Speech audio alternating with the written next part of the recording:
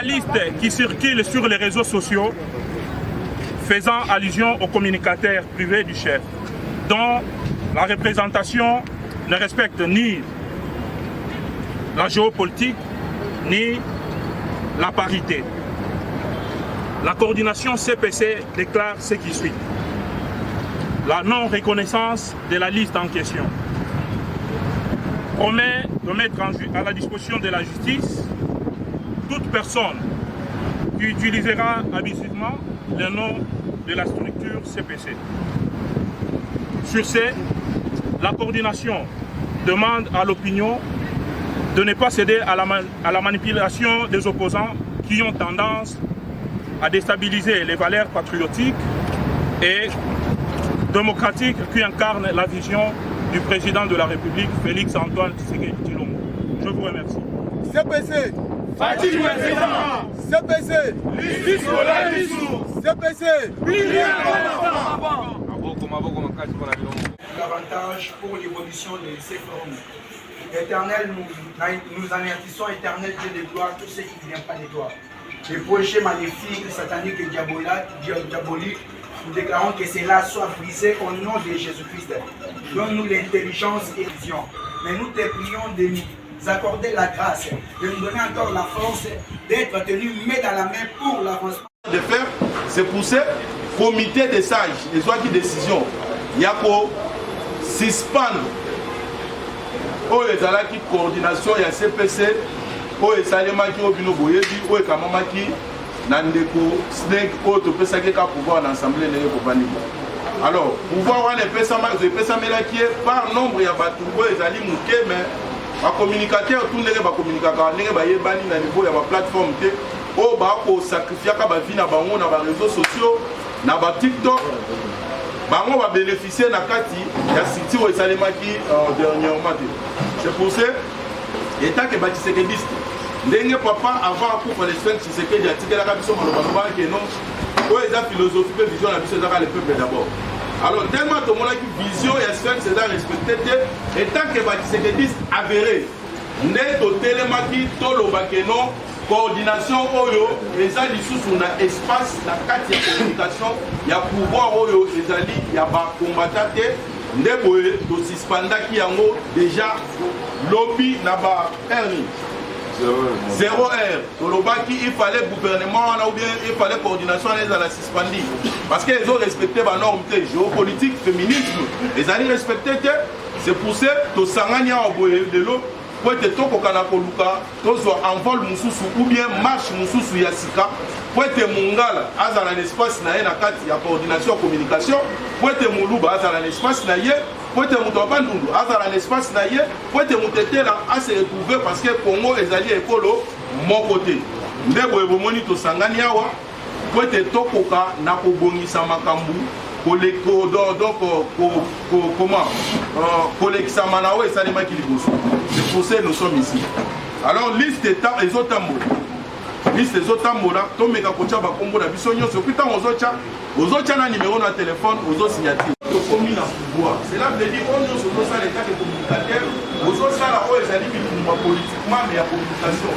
Cela veut dire qu'on peut bénéficier d'un. Alors, pour bénéficier d'un mot, il faut organisation ça. Mais quand nous sommes remarqués cette organisation de combat dictative, l'imposition, il y a plein de mots pour lui, il y a plein de mots pour lui. Ils sont des listes pyramides adversaires, ils sont plus loin des rivales. Donc, conseil, à ce qu'on conseille, il y a une pyramide de Sani, et renversé. Alors, le gouvernement ou bien la coordination vous êtes utilisé par des dossiers de là. À partir d'aujourd'hui, déjà, il y a beaucoup de déjà, assemblée Yangoyo et PSI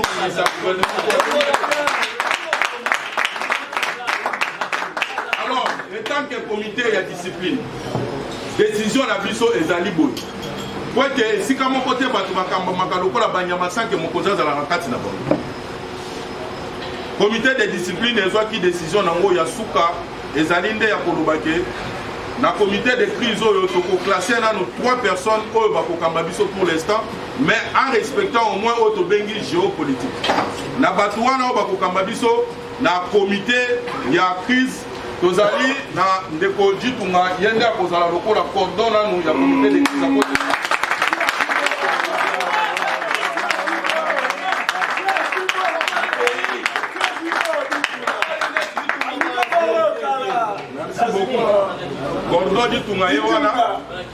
ditunga ye wana yende moto akokamba biso na comité de crise elandisami na ndeko Laïs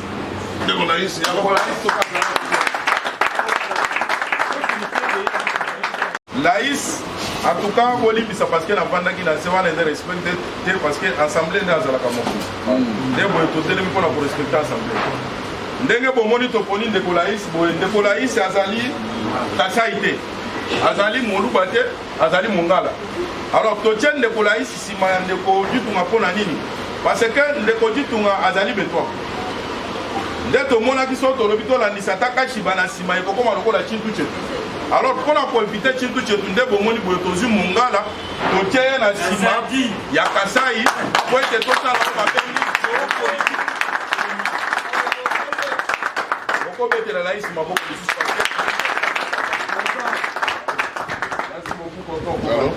et puis na suka na bato bakokamba biso na comité ya crise toza na ndeko ya mwasi je m'excuse toza pe na ndeko na biso moko maître Elvis oyo azali communicateur ya chef de l'état ya espace Grand Katanga yende aye na 3e position.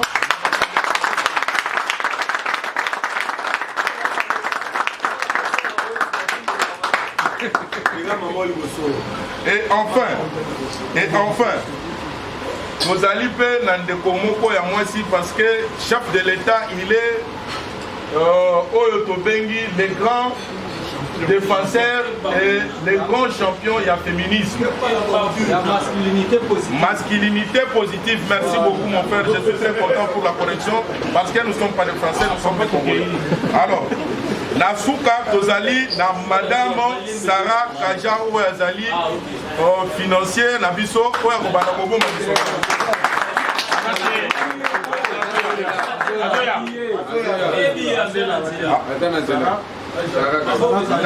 na 4e position tozali na madame Kaja Sarah Kaja oyo azali financière na biso ya CPC monde entier.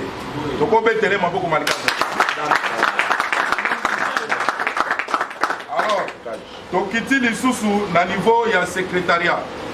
Na niveau ya secrétariat, to maintenir toujours secrétaire ou azalaki wana o ya bengami na Congo ya monsieur Jackson Funi. Azaka tina biso te, mais azana nzela tokobetele pe maboko. Awa na mono. Aza seconde na ndeko Ipakala Jackson. Soki ndeko Ipakala Jackson azali akotelema. Ipakala bokulaka. Bandundu. Ye azali bandundu. Bango nde balobaka ndenge boyoka kaka Ibwe. Donc qui géopolitique est à respecter. C'est ça. Donc il na porte parole. Il y a CPC. Il y a Bengami na Congo. Il y a Mike ou bien Mike.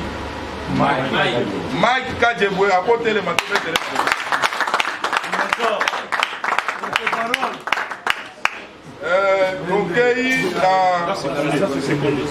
Tokei na 2e position ya ba oyo ba bengami ba porte-parole tozape na ndeko mususu oyo aza na sima ya Mike Junior Chimbalanga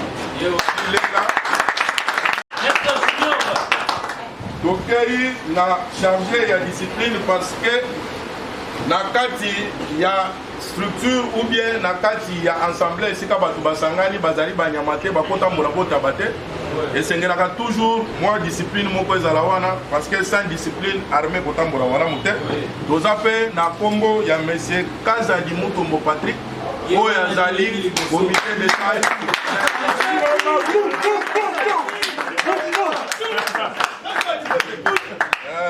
suivi ya ndeko Marc.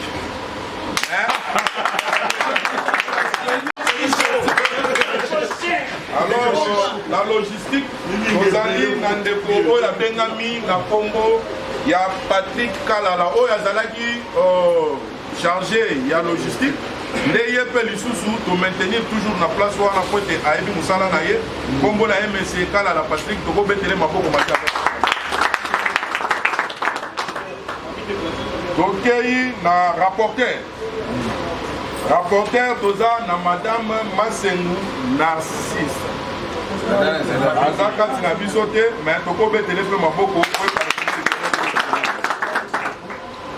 namoni awa boye botie pere elingi koloba nini protocole awa boye tozali na ndeko kombo na ye Dadi Kalubi eza kaka oyo azalaki charge ya protocole na gouvernement ya badongolo miso tosili kokweyisa ye nde aza kaka wana Dadi Kalubi tokobetele maboko soki tokoko mpona kosukisa ndeko Dadi balandi ye na nsima epai ya ndeko Dacosta soki ndeko Dacosta azali tokobetele. Alors, na base ya présentation ya comité ya discipline ezali représenté bomoni yango bino nyonso elingi koloba boyeke moto akoki lisusu koloba makambo ya CPC na monoko na ye te soki bato oyo batie na moment oyo lokola bato bakokamba comité de crise base présente te epuis elingi lisusu kobakisama boye oyo nyonso akomeka kose présente na kombo ya CPC sans pourtant azala membre ya comité de crise oyo totangi liboso ya assemblée mpe liboso ya bacommunicateur oyo nyonso basalaka mosala ya chef de l'état na bolingo mpe na limiamia mpe na botosi nyonso akokuta biso na nzela na ye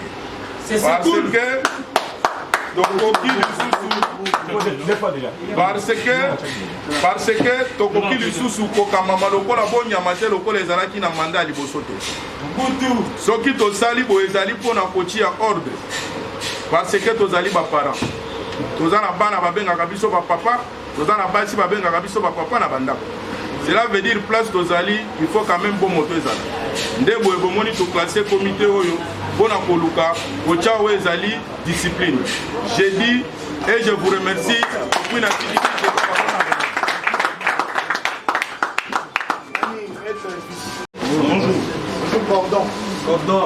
Bonjour. Bonjour. En tout cas, je vous remercie beaucoup d'avoir placé cette confiance en moi. L'essentiel en est que nous sommes obligés de travailler dans l'esprit d'équipe, la cohésion, parce qu'il y a beaucoup parmi nous qui ne savent pas d'où vient l'origine du mot CPC, tout soit communicateur privé du chef. Il y a beaucoup parmi nous qui ont critiqué tout en disant que nous, on a été l'objet de l'obstacle au niveau de la présidence, sans connaître les causes. Mais je crois que le moment est venu que nous sommes obligés d'avancer et de faire avancer les choses. Je pense que parmi vous, il y a beaucoup de personnes dont l'habitude, on prend quand même le temps de nous échanger et savent comment je me comporte. Je préfère toujours être ensemble. Et j'ai toujours prêché l'unité.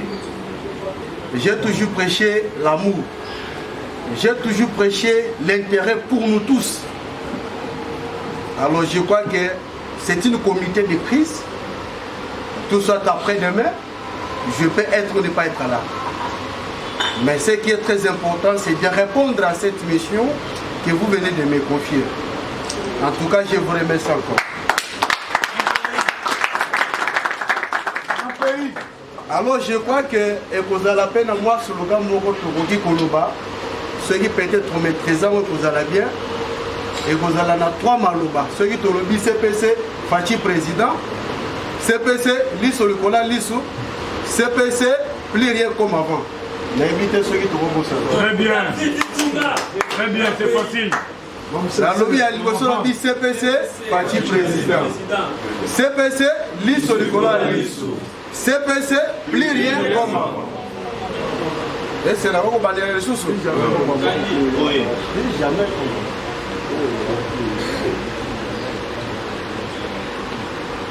Ok, on peut quand même essayer. CPC. On a l'aide de la ligne. CPC. CPC. Lissou. CPC. Plus rien comme avant. On peut encore recommencer. Oui. CPC. Fachi président. CPC. Lissou. CPC. Plus rien comme avant. On peut être en gros comme je crois qu'aujourd'hui, ce n'est pas le moment de tout étaler, les stratégies. Et suite à une confiance, soit de responsabilité, mais confiée à travers vous. je crois que sur terrain, on va parler. Et on va quand même démontrer de quoi nous sommes capables. Nous connaissons les souffrances. On a commencé à supporter, accompagner les chefs de l'État avant, pendant et après aujourd'hui. Je crois que parmi nous, il y a ceux qui nous voient même chaque fois, lorsqu'il s'agit de la manifestation chef de l'État, penser comme si on allait faire diabo envers eux, sans connaître les causes. Mais le moment est venu, on va travailler pour l'intérêt de nous tous. Pour ne pas monopoliser la parole, je passe aussi la parole à mon adieu qui s'exprime aussi. Bonjour tout le monde.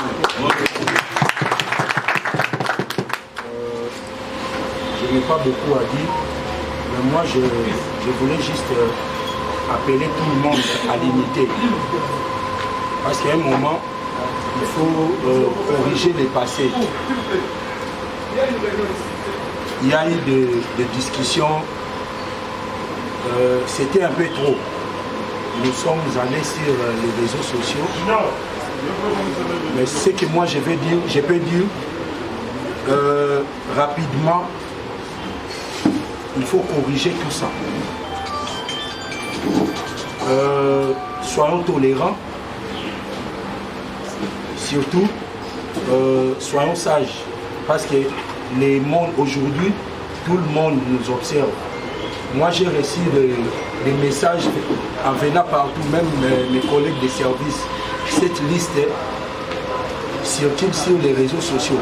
Rapidement, on peut faire quelque chose pour ouvrir tout ça. Aussi, il faut, entre nous, il faut qu'il y ait une réconciliation. Donc, comment je peux dire? Je pense qu'il y a des frustrations, je pense que beaucoup de gens ne sont pas d'accord avec ce que nous sommes en train de faire, mais dans l'unité que nous allons triompher. Parce que à chaque fois que vous organisez des histoires pareilles, les Katanga est toujours été sujet d'oubliettes. Souvent je me pose des questions, pourquoi vous nous oubliez? Or que nous sommes très contents parce que Toza a un espace Grand Katanga, là où le terrain est tellement glissant. Malgré que Bobo s'en a rabisso, mais aujourd'hui quand même, géopolitique est à considérer.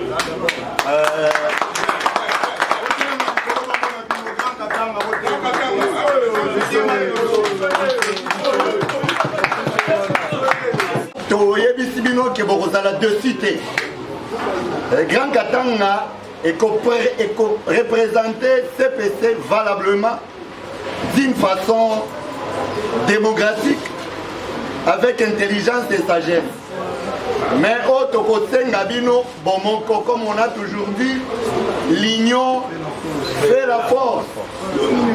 Donc, ce qui Bomoko tête au sale et l'oroté, on va encore tourner en rond, sous pas côté le Magoloba, comité de crise de sale et l'oroté, tout ça la moussous. Moussous peut à Koloba, tout quoi ici, bango, tout ça la moussous.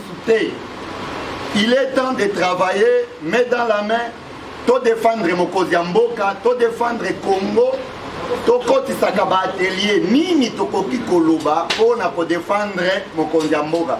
Parce que misusu ezalaka mafinga mais to bengango que tozo défendre Mokozi Mboka. Il faut to kotisaka ba atelier belé même na ba groupe to yebake nini tokoloba te. Vraiment aussi longtemps que bazo benga biso les communicateurs privés du chef, on doit être aussi modèle. N'ayons pas tozo sala. Tout là qui savent vraiment que toza modèle. Vraiment merci beaucoup pour cette confiance. Au nom il y a Grand Katanga na Betelibino Lisusu. Merci beaucoup. CPC. Parti président. Donc ça n'a pas une bonne chose. Les slogans na biso CPC. Parti président. CPC. CPC. Je pense que Boyoki Malouba Bande Konabiso Baotu Koloba Ao. Vision na biso ezakeno CPC c'est limité à Kanaki Chasake. mais ezala partout en République démocratique du Congo, y compris à l'étranger. Mais un leader aza mutu oyo asangisaka. Pour être leader, il faut avoir une masse. Et cette masse, il faut savoir comment les traiter.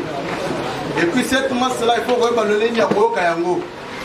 Alors, ce qui n'a pas dit, ce n'est pas dit que Namoro n'a pas dans la mouture, dans le but que non, vous avez un comité à crise. Non, c'est suite à compétence et puis un parcours. Autre but que non, dans le cadre de CPC, majorité sont les membres de l'IDPS. Autres alliés pour reconnaître autorité, ton leadership, il y a Augustin Kabou. C'est ça. Mon petit m'a pas bien été.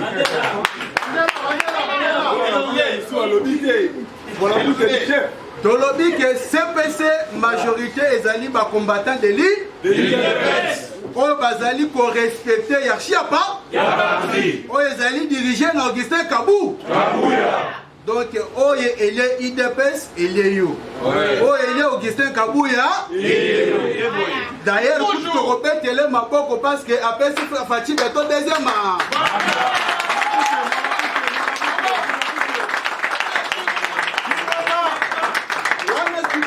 Obeti pour na yo communicateur ya chef. Mais tolobi que to bete la Augustin Kabou ya mabo.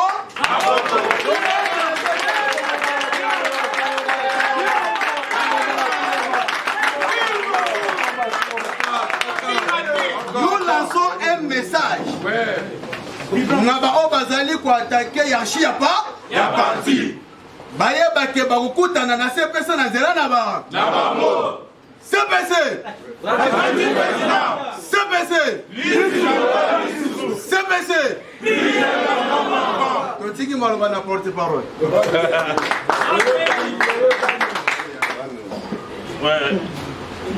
Bonjour encore une fois. Bonjour. Désolé, je serai bilingue. Nous sommes réunis ici, c'est pas pour faire de théâtre. Nous savons pourquoi nous sommes réunis ici. Nous avions un comité auparavant, mais ça n'a pas marché comme on voulait que ça marche. Il y a eu des dérapages, c'est pourquoi nous avons fait appel à tout le monde pour que nous puissions marcher ensemble aujourd'hui. La cause qui a fait en sorte que la première coordination soit déçue, il s'agit de manque du respect envers le partisan, soit le membre qui compose la structure. Et il s'agit ici de la coordination qui était dirigée par M. Sneg Luangila. Il a manqué du respect à tout le père fondateur de la structure. Quand je parle de père fondateur, je parle de ceux qui ont initié l'idée de pouvoir créer la structure dénommée CPC.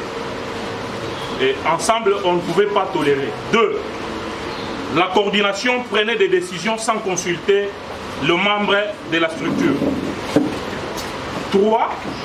Il y a eu des démarches pour l'intérêt, soit pour quelque chose qu'on ne connaissait pas la cause, qui partait dans l'essence de contribuer au développement de la structure, selon ce qu'il nous disait, dont le membre de la coordination ne connaissait pas. Il y a une liste aujourd'hui qui circule sur les réseaux sociaux, faisant objet de 20 personnes qui étaient désignées à la présidence de la République, dont moi-même aussi je fais partie. Dans cette liste-là, je n'étais contacté ni de près ni de loin. Monsieur Kazadi Rodrigue, Monsieur Fabrice Pamba, Monsieur Delphin, tout le monde, vous verrez qu'il y a leur nom et les numéros ne correspondent pas au contact de leur personne. Nous avons trouvé qu'il y avait quelque chose qui était en train d'être préparé, qui devrait peut-être nous causer des difficultés à la longue, et il fallait prévenir dès aujourd'hui. C'est pourquoi vous nous avez vus tous ensemble. Nous avons voulu que les choses soient structurées. La communauté qui est installée aujourd'hui n'est pas définitive. Nous allons trouver des mesures qui vont faire en sorte que chacun d'entre nous, réunis, puisse fournir, ou bien qu'il puisse sortir sa voix qui va faire l'objet de la communauté. Parce qu'on ne peut pas prendre une décision entre un petit groupe et puis on va laisser que ce groupe-là vous dirige. Vous méritez le respect, vous méritez beaucoup de considération de notre personne. Et quand nous sommes là, nous savons chacun est capable de faire quelque chose à son niveau. Il n'y a personne qui est au-dessus de tout le monde ici. Il n'y a personne qui communique plus que l'autre. il n'y a personne qui sait faire les choses plus que tout le monde. Beaucoup d'entre nous, nous sommes connus grâce à ces pouvoirs. Nous avons du respect pour ces pouvoirs. Nous devons les servir en donnant aussi une image qui reflète l'image de notre autorité de référence. Alors, nous n'avons pas voulu vous prendre beaucoup de temps. Aujourd'hui, c'était juste une réunion de crise. Nous nous sommes connus, nous avons une liste, nous allons créer un groupe WhatsApp qui va faire regrouper tout le monde. Et nous allons beaucoup échanger sur ça. Alors, soyez patients de pouvoir nous suivre, voir comment les choses évoluent. Il n'y aura aucune décision qui sera prise sans que vous soyez consultés. Et ça fera en sorte que nous puissions marcher d'une bonne manière et en conformité. Là, j'adresse ma parole et je donne la parole à M. Kashiba, l'un des cofondateurs de cette structure. Merci. Bonjour. Un nom, vous pouvez s'imposer. Démarche Nabiso, c'était juste un manque de considération envers Oyo Yokutaki Sala. Communication à chef de l'État, ils en ont une étape et belé. Au qui communiquer dans un SMS, il y a un message normal. Ils ont communication. Au cause de la parlementaire debout, respectez. Au y a cause de la zone reliée un message dans les réseaux sociaux, respectez. Au y a dans TikTok, et ça y est. Place na ye.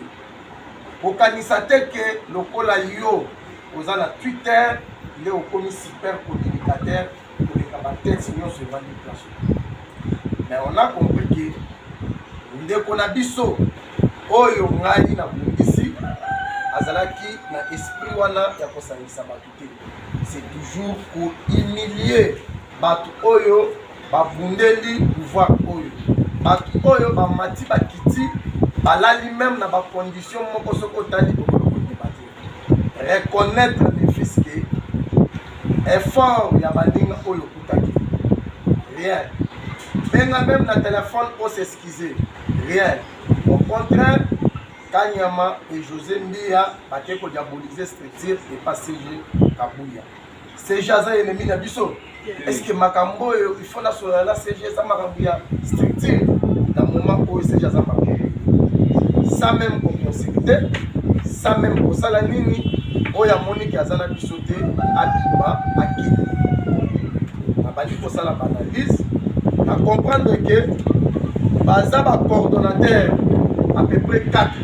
Mais Evan de la Liboso, Azaïe Moko, drapeau de la République démocratique, Nassima, c'est comme si Bisso, l'homme, il va accompagner. Et dans la manière de la coordonnateur, Pouna, déclaration, madame la porte-parole, il y a structure. Oh, il y a un coordonnateur.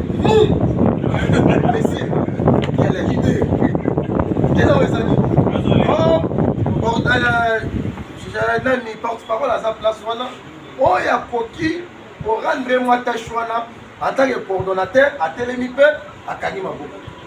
On a vite compris que les messieurs Azakina Agena caché, Oyo Abanda pour préparer, Koluka Batu Oyo, Barosana obédience naye, Acha tout ton tour naye pour contourner.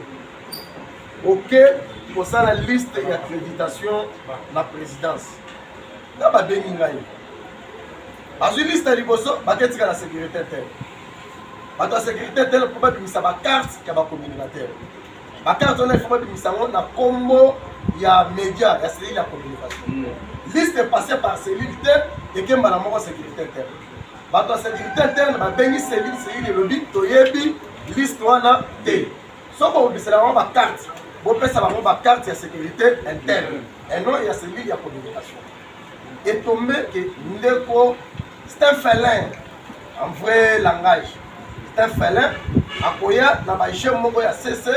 Net qui a cette impression que Makambozo tambola bien. Dès au moment de drapeau, mon ordinateur, là on va devoir faire une ndaku. Parce que non, pour la marche bien. Or, la carte Nzumu, votre pote les années. mon frère, tu vas là, tu solo là, tu t'embouses à ma camp, le lingue c'est mieux. Les longs n'a pas communiqué à convoquer réunion élargie. Est-ce qu'il y a ça convoqué réunion élargie à ma communicateur? Il y a ça la noyau d'ailleurs pour la contourner partout. La carte a le pan oyo biso to kotisaki. Biso en tant que to bundelaka mutu nyoso. Ngai nande ko bande ko bazar to sala liste ya ba communicateur oyo mbala liboso to kota na palais de la nation. Natala ekolote to benda mutu na mutu. Ezala na pa auto banako yokana na bango te. Na kotisa na liste to so oyo liste oyo créer makelele. Liste kota na palais de la nation. Biso ba initiateur wana to kota te to zalaka libanda parce que ba beta biso diabo. Je pense que bateau se bazar oublié. Et ça là un problème te. Na continuera toujours. Na koki ko wele la poste ya coordonnateur ya CPC ata mukolo moko te. Bref, anek ke bomo ba bimisi bureau na bango awa. Et ça juste kaka to travailler en collaboration. To pesa na pe Boigna Yakobanda Kocha, accréditation et Bandakotambola. Et ça a été clam moko débloquer accréditation. Tout le monde a un droit, il y a accès et c'est le chef a une activité. Maintenant, Bande. Mabe Oyo, Bazo attaqué ngai, naza frustré, na eza haine, eza ni donc attaquer ngai na bamonyo. Il y a une preuve avec que bomoy na groupe na bi o basalaire. Nazate menazo soutenir Ditunga. Pourquoi? Parce que Ditunga a sa fils maison de Ditunga a sa partout. Donc il faut vendre la boîte sans que tout soit la maman il est pesté. Quand on a un communicateur privé, tout outil n'a pas quelque part. Il y a un soutien dans l'ail, na binonio sur la tondi bino, botondi, tolanda ba. À ton vol. Donc, Batouana, il y a la région. Et ça n'a sous-basmaté. Tout ça, vous voyez, que chef de l'État, chef m'a dit ceci, chef m'a dit cela. Chef a sur la rana moté. Bisonne to potsaki place wana, bisope to kokango lisusu. Kaka ndenge elekao. Parce que orgueil na vie et me maramutu kaka na chité. A chef pour orgueil na ye. Attendez que c'est lui le super communicateur. Il y a un lobby, il faut soutenir l'équipe Oyo, Nenge Bazawa, il faut que Simawana, on a Chakaka, Maboko, Bamata, Bisopé, Bafina Bissé Salanini et que les pays du Bosso. Merci beaucoup. Merci beaucoup parce qu'il faut tout gagner tant que libérer l'espace à partout. ndeko na biso Laurent bazalaki na eloko na niveau ya parti eloko wana epanzani bakreye mosusu eloko oyo CPC eza na bandeko groupe po bozali komona na bareseau sociaux bango mingimingi balandaka chef de l'état na site na bacondition nyonso eza teke présidence apesaka bango bamoyen na bango propre akomi fote l'avion ntango sokote na avion ya basoda kaka pour ma place chef comme soit vieux tiki abali ko galérer na ba problème au komona ke aba sacrifice wala bake ko kutana na mokonzi biso tolandaka yo partout tolandi yo pendant 5 ans li patosité li banda kutoza na bango na moto si on trouve sur ça dans pouvoir na biso pouvoir na biso atanda ya mulalo zana chemise ya malonga ozana yoko bénéficier pour colonier nini ozo se sacrifier ozo so megana yo ozo tchala kaka tele ozaka so woni mutu ataki chef yo tindi ça mais eloko biso na bino to yela na koyeba kaka ezaka wasali oyo ayebe loko mais quand même atampo na biso to tele on peut t'en faire le gars Dieu a connu nani qui yo solo biga na Dieu a connu nani qui yo ga teni ko lo solo bi bongo ndo komi mo undu na ngati o komi tapite faut na respecter yo puisque il est fait les animaux si aba ba il faut ba ni mayo soki bato bandimi oyo batomboli yo komonela bango lokola bakomi bamapa na yo te ya okati otie mwamba olia eloko na kosenga eloko ya liboso oyo esali komite d'église oyo batya yango lelo eza mauvaise comportement ya ndeko na biso soki oyo okoti mpe na idps ata lobi sika balangage ya parti ya kote ozalaki omonaki oyo idps oyo toyambaka bato kaka ndenge ata okoti lobi toyebi kaka okoti lobi quand même respecte mpe bato okoti na kati ya parti langage ya ovandi na kati ya réunion eloko ya liboso oyo ndeko azozwela sanction o makambo ya idps awa te c'est langage ya ndeko snack makambo ya idps awa te oyo eza communication ya chef de l'état chef de l'état awuti sans idps est-ce que chef de l'état koza soki chef de l'état va epai ya kabu ya kwa yokani lere babandi makambo babengakanga babie ya pesa biso kwa na ye napesaki bango bacondition na kati nayebisaki bango eloko saka buya na kati na kokota puisque naza cadre ya idps nakosala eloko te na creche puisque lelo na bokoma mpe secrétaire général yo lelo yo bokoma secrétaire okondima te bato babandoma te bandeko wana batie compte ya eloko nalobaka wana te ndeko amilakisi amemonisaka ye lokola banchite na ye ayebi ye na bandi te mais kote akotelaki azozwa bombo ya jeune na biso oyo toyebi abotela mboka oyo bakanga ye jekobeya po atamwisa yango en desordre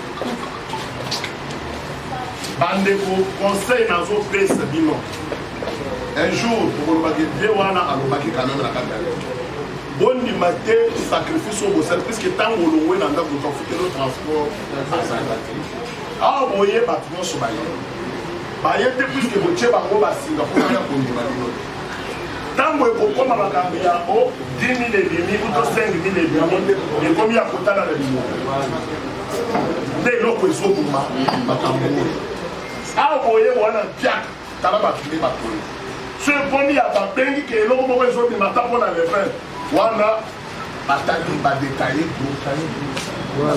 eloko wana bolongona yango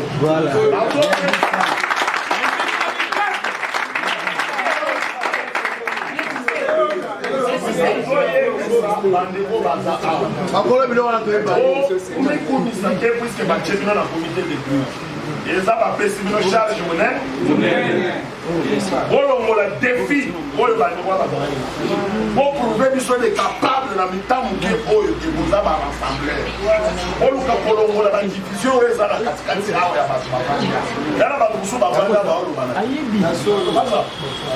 bolongoli na bozongisela miunité ya bacombatant esika moko boorganize quand même jour yake boidentifié d'abord puisque ntango bazobenga communicateur privé oza lokola agent ya renseignement mpona mokonzi d'abord est ce que infiltré aza na kati awo te wakosala mokonzi mabe okelani na identification oyeba aza combatant avandaka wa awutaka wa na université na eloko wana et puis eloko nyonso avant ya kozwa ngo décision toboyi babiloko ya bakomite groupe misala oyo nde botie bato nyonso oyo mosusu wana nde ya bino okotana oyo bokreyaki toboyi biloko wana puiske makambo oyo kombatan ya idps ndenge kaka vandi boyo ye abangaka eloko moko okomona kotelema po burdo kotelema koloba na kombo ya cpc ata na présidence kuna tokola nde tokobeteli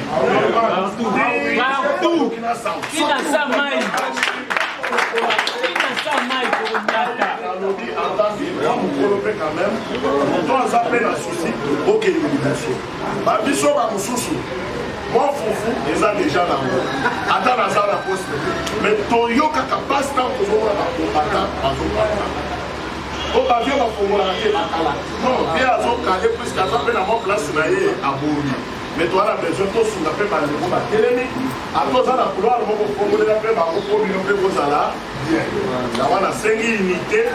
apesaka bato ba 4000 dollars olobiki olingi Félix wana eza kimbo nazoyebisa bino boye tobundela pouvoir oyo eza pouvoir na biso tokosumbela yango na nzela te me totika motema mabe na kolia na sese soki lelo banyama oyo bakomi koyela biso bayuma basala biso nde bazosala biso boye eza mitema mabe na biso tolingi kaka yo moko ozwa biso tosenga epa na yo moko ozala na 2000 tosenga osombela biso biere wana oza yange me nasengi bino tosoutenir ndeko litunga oyebi parcours ya ndeko litunga aza moyibi te même ndeko totiaki liboso wana azalaki moyibi te me akotiki ndoki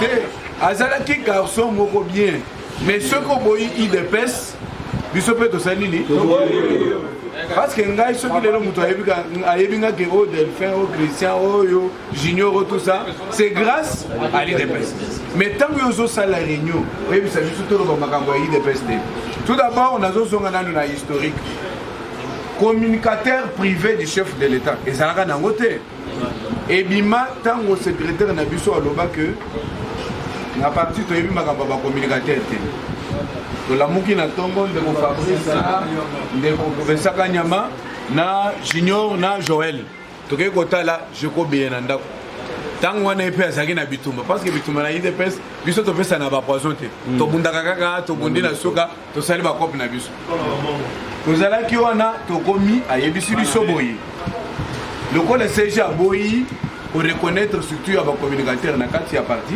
pour créer bor na bino ezala lokola bacommunicateur privé ya chef de l'État to créer eloko mais bon lokola baninga nyonso soki asombi telefone na ye abooste compte na ye opublie eloko oza na 2 commentaires 500 000 j'aime omimoni ke naza communicateur ndeko aye bon bandeko na biso mosusu basombi bandeko somelanga whisky awa basalaka boye omeli boteki parti na whisky botika esprit ya whisky botika esprit ya ke sombelanga boteki bord ntango boteki bord après na kati ya campagne tomoni eloko komi na bagilet communicateur privé gilet mais il faut reconnaître bato babundela comme origine il faut reconnaître ata soki oza kuna na kiti na yo il faut reconnaître bato bandeko ebele baza awa bakendaka na CPC me batanga na bango statut bakendaka bongulungulu 1000 dollars azwi asombeli bana na ye semoule allié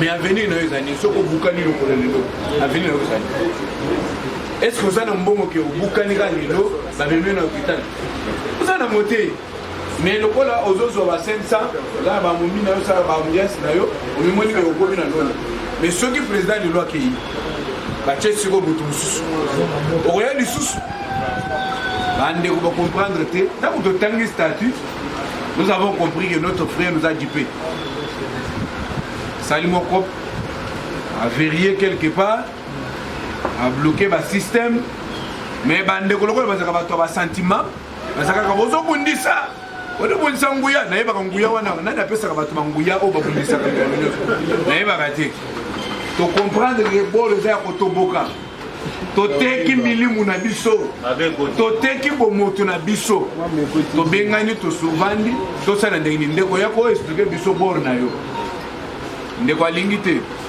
yango wana tozwi décision soki boza na bomoto tosoutenir ndeko litu to avancer soki aye mpe na esprit yeke alia biso tokolia ye parce que bato esebi eza na bato awa ye atika mwasi na ye na bana akima akenda Angola mpo na makambo ya IDPS oyo akenda Angola mais lelo yo ozoya ozobala na mbongo bakotizelaka yo mpo na basala ozo te maintenant biso bozozwa biso lokola babolole tokolia yo tolie na bana toza na motema mabe na pouvoir je vous dis tosouffrir mingi na bolo ye atelemi wana akoye soki na baterase soki ndenge nini nani apesa mbo il faut vraiment to comprendre que oyo eza deuxième round il y a 5 ans. La ndenge toza koye basi nyonso badefendra chef de l'État bazala kaka mise à part bakotisaka bango na bamasolo te mpona kaka bana mibali soki bakei baplace na bango bakei bango moko mais basi bazalaka na kati wana te alors tolingi na oyo touti kocreye awa bozwa mpe valeur na biso parce que nous défendons le chef de l'état na baénergie na biso na bamoyen na biso totiaka mpe bavi na biso en danger touti mosika eloko oyo tolingi kaka bana mibali bazala liboso te. S'il s'agit de poser une décision, il faut aussi nous contacter parce que tous les peine à mailler, il y a une décision à Biloana. Donc, on a dit que nous sommes à la base. On élimine. Comme elle a créé encore dans l'année, dès que l'on dit que nous sommes sur la carte de la s'il faut des décisions, nous sommes tous allés. S'il faut passer dans les médias, nous sommes tous allés. Oui, il n'y a pas de problème. S'il faut voyager, on voyage ensemble.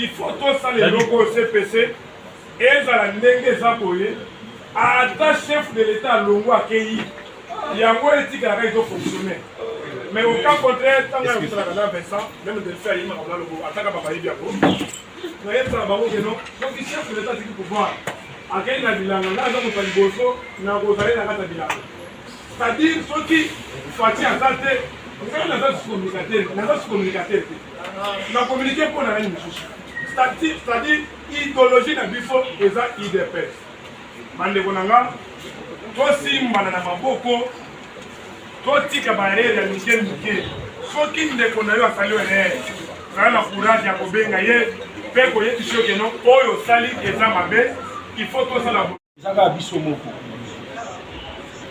ezaka biso moko toluka tokende na communication moko ya koluka koétouffer liste wana parce que jusque là Satan naza te mutu akozala na erreur mutu akokosala erreur mais tolongola communication évangile en tout cas même bato ebele bakonzi ebele même bavie na biso ebele ya IDPS basepeli na façon topembelaki makambo te mais tokoki komikata na maboko te po eza déjà baerreur esekei mais toluka manière nini tokorrige eloko wana rapidement. Communicateur privé du chef de l'État. Sur mon émission, tous à plus ou moins 83 personnes, communicateurs, disons, du chef. Toyaki na réunion nene au Denisaki de Konabisson. Aya pour organiser ma campagne. Je pense que Tango et Koki, il y a changer ma campagne. Oyo Yakala et Tikalaraka Yakala, nous avançons. En fait, Toye Ebele d'organiser une réunion d'urgence par rapport à ce qui s'était passé dans le gouvernement et le Kaki, le Kosine, Théo, Lungila, Mandagi, Kochéré, Bissot. Alors on avait justement compris que non, c'est monsieur de Snake Théo, alias Théo, qui s'insère envers ma communicateur. vous allez constater que non, l'être moko et ça circulé dans les réseaux sociaux en disant que un communicateur, le président de la République, Bami Ponami, Balouba, tout ça, Bengue, Babiloko, on a toujours reconnaître la lettre Wanate. Et ça, Magoui, et ça, Moutema Mabe, Yandekowana, Sali Biloko Nae. Pour le bagi que lobby, pour kende na justice, pour la kende au fond de Moutounyoso, où il y a Mekagi qui tenté pour salir comme chef de l'État, n'a pas communicateur, il y a chef de l'État. Alors, tout organiser Makambu, tout le comité de crise, de Sneg, na comité nae yakala, baza déchu, et puis baza, babengami batu, oyo, baza yakolongwa. Alors, tout le organisation Sika, comité Sika, oyo, mwana boka, David Toutonga, aza coordonnateur, Kolanda, de Konabiso Laïs, na Grand Katanga représenté par maître Elvis. Donc, les batu bakokamba, CPC, bakozalana monopole, bako engager CPC partout. Alors, tous ont lancé un appel na bandeko nyonso ba communicateur au ba moni que bisika bazali baza coincé baya na CPC. CPC ils ont yamba batu nyonso et ça communicateur privé, la chef de l'État, tous ont travaillé pour na Mkozamboka. Produit na biso ezakaka Mkozamboka. Alors Batutu, bako diaboliser, bako lobake, CPC ils ont un problème, ils ont un conflit à Tamoko et Zate. Biso en tant que père fondateur, il y a CPC tout décidé, Kolongola Moutou en vol, Ozaki en tête, il y a CPC tout Moana, il y a plus d'épaisse, Moana Oyo figure, Babenga figure emblématique, David Ditunga, pour Amemabiso, Tinaba élection. Il y a tout pour Moukandi ou diriger Bisso pendant une année renouvelable. Merci beaucoup. Oui, maman, mon père, on appelle ça Mbote, comme on a tonton Kabamba, communicateur à chef de l'État. Les leçons qui ont vraiment tout sangani, vraiment plus de 80 personnes, vraiment. Il y a bateau, vraiment tout le monde, tout vraiment dans les sangs, vraiment les communicateurs du chef de l'État. Sitir Moro, vraiment CPC. Tout chacun de Ronabiso, Azaki Azo Kambabiso, Liboso, vraiment, Azaki vraiment. Coordonnateur provisoire et un bureau naïf vraiment de SNEX Lungila. Tout à l'heure vraiment Zota Moussamakambo vraiment n'andenge vraiment sécurité. Pas Zota ni lelo, ba communicateur est basé belé ba lobela ka moko samboka. Tozana ba ndeko na biso vraiment. Parce que ba communicateur chef de l'État, ça ko lobaka ka biso na d'abord nano. Tozaba na IDPS. Tozana ba to belé ba zo lobela Félix Tshisekedi Tshilombo. Tozu na Katanga tozana ba communicateur chef de l'État. Tozu vraiment na Lualaba. Tous on a un communicateur à chef de l'État. Tous vraiment na Kamina, tous vraiment na Kalemi, tous vraiment na Kabinda, na Sankourou. Ba communicateur basé belé chef de l'État. Il y a moi en tant que babiso ba père fondateur, il y a CPC. Tous ali na Mokozamboka vraiment na Lualaba. Mokozamboka ça qui biso lobby, bo se organiser sur na CPD vraiment na sur na bino CPC, bo se organiser na 2024 na limite sous bo les d'aller la terre. Il y a moto mona qui ndeko na biso en tant que tozalaki na ye vraiment SNEX Lungila totiaki ye provisoire wana bureau wana po azala wana akumbela vraiment mouvement total eloko toyo kamusa azana eloko vraiment mokonzi mboka azoboya vraiment azana tribalisme CPC ezaka ya baluba te CPC ezosangisa bikolo nyonso CPC ezosangisa baluba bangala bato bandundu baswahili tous les 26 provinces tomoni ndeko na biso azokumbela makambo bien te yango totalaki. Il faut essayer de pona mwana mboka mboka vraiment mwana IDPS to che coordonnateur à Sika David Ditunga ndaya komi okumbela vraiment CPC na maître Elvis oyazali vraiment ya Grand Katanga na nani papa nani Laïs baza 3 ya moto lobi vraiment na batunyon so vraiment bolanda liste oyo ezoleka na ba réseaux sociaux te eza bato bazolinga vraiment basamusa na basamusa vraiment combo ya chef de l'État plutôt koloba na ba oyo bakomeka vraiment to lancer message oyo même pas ba continuance oyo komona vraiment monsieur SNEX Lungila zonga sous CPCT CPC ezana ba kabinango ezoka bazokambango oyo komona vraiment azoya na combo CPC ayama. Monsieur Delphin Moulumba, on est là vraiment pour recadrer les choses telles que nos frères avaient mal posé les fondements. CPC reste toujours uni. tous autour de notre frère David Bitouma, fils maison.